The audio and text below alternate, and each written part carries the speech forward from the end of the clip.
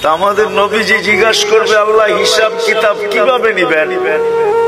আল্লাহ বলে সবারটা যেরকম নিব এরকমই নিব। আমাদের নবীজি বলবে যদি সবার সামনে আমার উম্মতের হিসাব কিতাব নেন তাইলে তো আমি তো লজ্জিত হয়ে যাব, কেননা আমার উম্মত তো দুনিয়াতে গুনাহ করছে, আমি তো লজ্জায় পড়ে যাব। আল্লাহ জিজ্ঞাসা করবে তাইলে কিভাবে নিব? তো নবীজি বলবেন যে আমাকে নিতে দেন, আমি আলাদা ভাবে নেই। আল্লাহ প্রশ্ন করবে আপনাকে যদি নিতে দেই তো আপনিও তো আপনার উম্মতের গুনাহগুলা দেখবেন, তখনও তো আপনার চেহারাটা লজ্জায় ছোট হয়ে যাবে যে তোমরা আমার উম্মত হয়ে এই গুনাহ করলা, তো করলা কি করে, ঠিক না? সত্য তো?